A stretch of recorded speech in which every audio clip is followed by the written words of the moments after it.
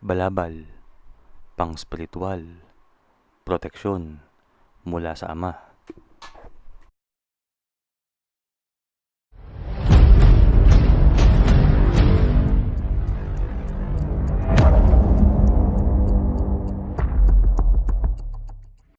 Ituturo ko ang orasyon na pangbalabal, ang spiritual protection galing sa Ama. Bago ko ito ituro, ay i-discuss ko muna ang mga tungkol sa proteksyon. Sa episode na to, tayo ay mag-focus muna sa depensa. Marami na ang mga orasyon na aking itinuro at kayo ay makapanggamot na. Itinuro ko na rin ang panggamot sa kulang, sa barang, pati na rin ang pagpapaalis o pangtalo sa mga masamang espiritu. Meron na rin akong tinuro na panggapi sa mga engkanto. Itunuro ko na rin ang kahalagahan ng poder at kung ano nga ba ang poder. Ako ay nagturo na ng mga malalakas na klase ng debosyon ng pondo. Pati na rin ang pagbakod. Sa mga hindi pa nakapanood ng mga episode na ito, pumunta kayo sa ating YouTube channel at pumunta kayo sa mga videos natin.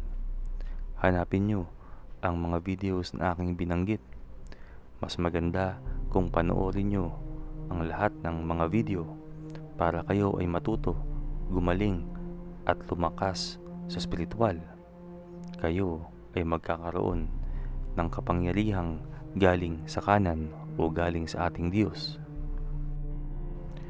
Tandaan ng ating mga estudyante na ang mga malalakas sa spiritual, mga manggagamot, mga gimatero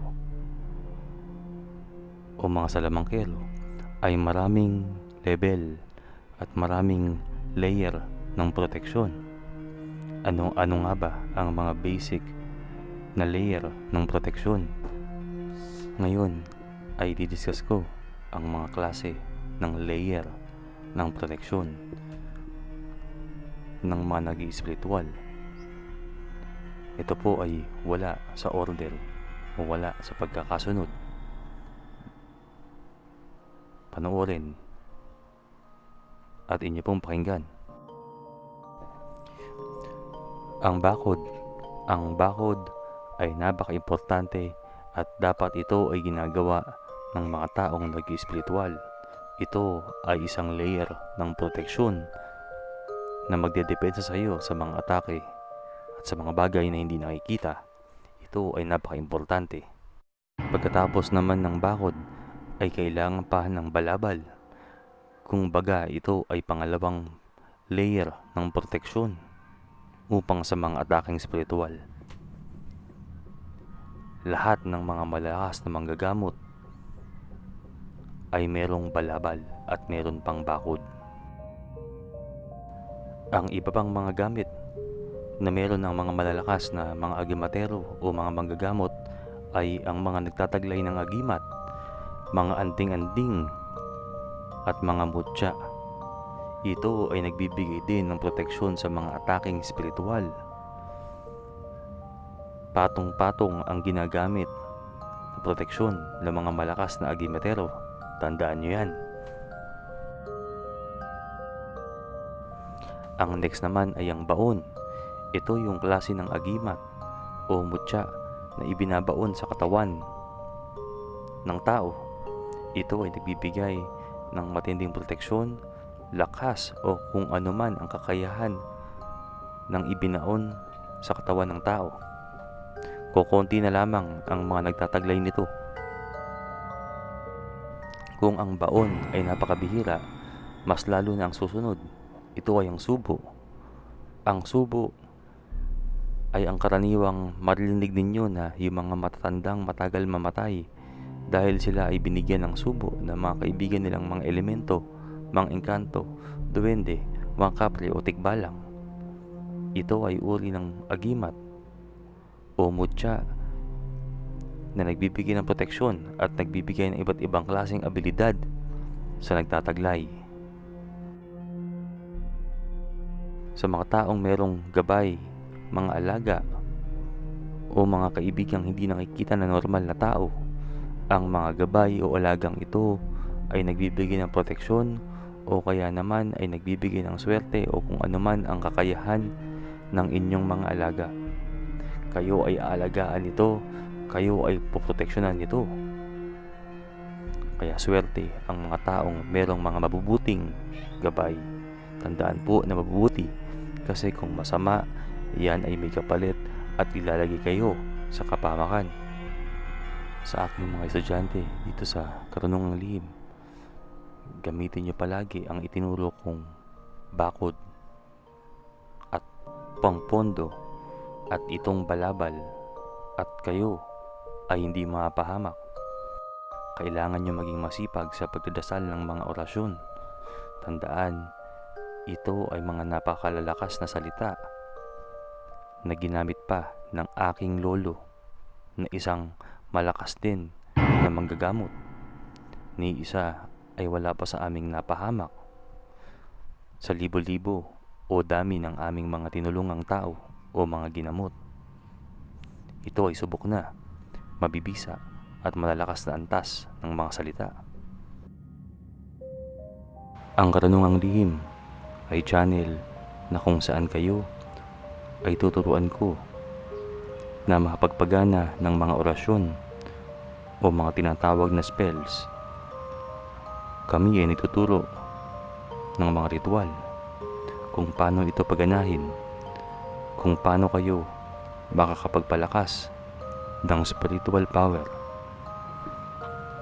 Kayo rin ay tuturuan namin tungkol sa agimat, sa anting-anting, at sa mga bagay na hindi nakikita ng mga normal na tao. Ang mga aral dito ay galing pa sa aking lolo at ginagamit ng ating mga ninuno nung araw. Sa mga gustong matuto ay mag-subscribe po sa ating YouTube channel na Karunungang Lihim at hanapin din tayo sa Facebook, ang Karunungang Lihim. Hanapin po ang ating logo para makikita nyo ang ating Facebook page. Ngayon na naturo ko na ang mga tungkol sa proteksyon. Ituturo na ngayon ang pangbalabal ng spiritual proteksyon mula sa Ama. Panoorin po ito at sunding mabuti. Kailangan itong banggitin ng 3 beses.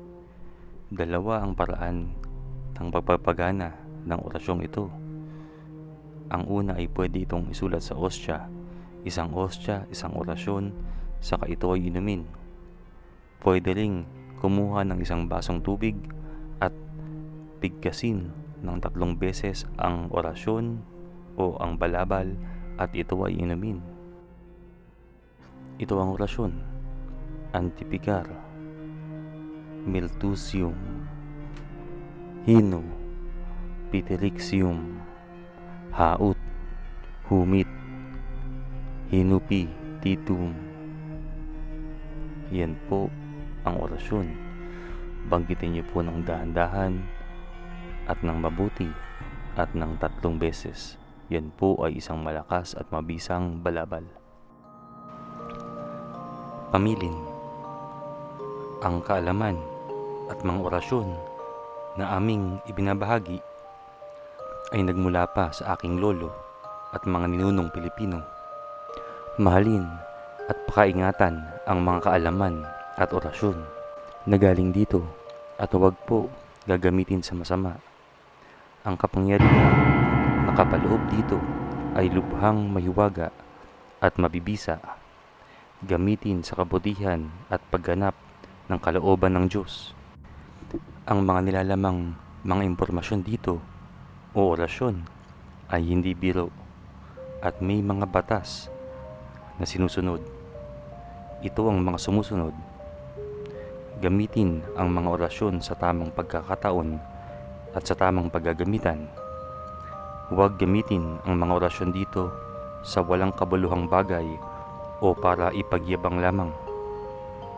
May mga habilin ang bawat orasyon. Tuparin ang mga bilin na ito upang maggamit ng bisa ang mga orasyong nabanggit.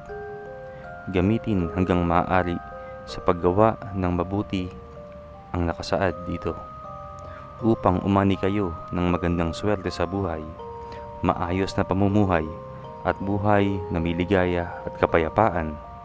Kung ano ang itinanim ay siya ring aanhin. Maging malilimusin at magkaroon ng awa sa kapwa-tao. Huwag na huwag gagamitin ang mga orasyon o karunungang lihim dito sa kalokohan, dahil ang balik nito ay hindi lamang sa inyo.